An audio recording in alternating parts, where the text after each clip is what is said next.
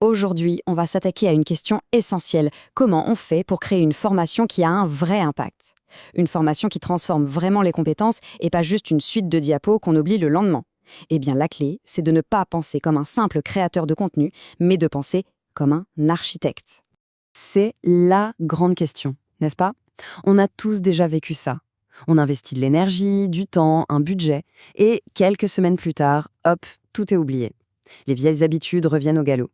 Et c'est terriblement frustrant pour tout le monde. En fait, le problème vient rarement du contenu en lui-même, ou même du formateur. Non, le souci, c'est ce qu'on a oublié de faire tout au début. On fonce tête baissée dans la création, sans avoir posé les fondations.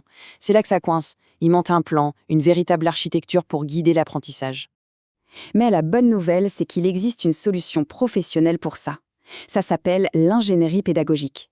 En gros, c'est la méthode qui permet de construire une formation sur des bases solides en suivant une feuille de route précise pour arriver à un objectif clair. Bref, c'est l'art de ne rien laisser au hasard. Alors, pour devenir cet architecte de la formation, on va suivre 4 grandes étapes. D'abord, on analyse le terrain. Ensuite, on dessine les plans. Après, on construit. Et à la fin, on s'assure que le bâtiment tient bien debout. C'est simple, c'est logique et c'est surtout terriblement efficace. C'est parti.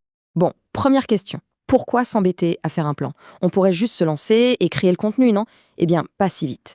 Imaginez la différence. Sans plan, c'est un peu le chaos. Les contenus s'empilent, sans aucune logique, les objectifs sont complètement flous, les participants décrochent, et à la fin, impossible de savoir si ça a servi à quelque chose. Alors qu'avec un plan, tout s'éclaire. La progression est logique, les objectifs sont limpides, les gens sont motivés parce qu'ils savent où ils vont, et surtout, on peut enfin mesurer les résultats. On attaque avec la première phase, l'analyse. Ça, ce sont les fondations de notre projet. Pensez-y, un bon architecte ne commence jamais à construire sur un terrain qu'il n'a pas étudié. Il doit d'abord sonder, mesurer, comprendre tout l'environnement avant même de tracer une seule ligne. Cette phase, c'est le moment de se poser les bonnes questions. Qui sont les apprenants? Quelles compétences précises doivent-ils acquérir? Dans quel contexte vont-ils les utiliser? Par exemple, former un groupe d'experts qui ont 20 ans de métier, ça n'a rien à voir avec former de jeunes recrues. Leurs attentes, leur façon d'apprendre, leur motivation, tout est différent. L'analyse nous sert justement à adapter notre plan à cette réalité du terrain. Ok, le terrain est analysé, on connaît les contraintes, maintenant on peut enfin sortir la planche à dessin. La phase de conception, c'est ce moment génial où on transforme toutes nos analyses en un plan d'action concret, détaillé et bien structuré. Et pour bien structurer tout ça, il y a un outil formidable, la taxonomie de Bloom. Voyez ça comme une sorte d'escalier de l'apprentissage. On ne peut pas demander à quelqu'un de créer une nouvelle stratégie tout en haut de l'escalier s'il n'a pas d'abord gravi les marches du bas, se souvenir des bases, puis les comprendre et savoir les appliquer. C'est un guide vraiment précieux pour créer une progression pédagogique qui a du sens. Et pour que nos objectifs soient vraiment utiles, on les rend smart. Regardez la différence, elle est flagrante. D'un côté, comprendre la communication. C'est un souhait, c'est vague, ça ne veut pas dire grand-chose.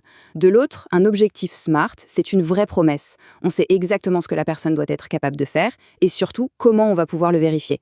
Ça change absolument. Au final, tout ce travail de conception donne naissance à un document clé, le cahier des charges. Et attention, ce n'est pas juste un document administratif ennuyeux. Non, c'est la Bible du projet. La carte au trésor qui va guider tout le monde, du client au formateur, pour s'assurer qu'on regarde tous dans la même direction. Les plans sont validés, tout le monde est d'accord, parfait, le chantier peut commencer. La phase de développement, c'est le moment où l'on donne vie à notre projet. On construit les contenus, les supports, les activités. C'est la phase de création pure. Ici, le grand secret, c'est de varier les plaisirs pour que les apprenants restent engagés. On ne va pas utiliser le même format pour expliquer un concept théorique, ou une petite vidéo peut-être parfaite, que pour développer une compétence pratique, où là, une mise en situation sera bien plus efficace. C'est ce mix qui crée une expérience d'apprentissage vraiment riche et mémorable. D'ailleurs, l'apprentissage, aujourd'hui, il est de plus en plus hybride.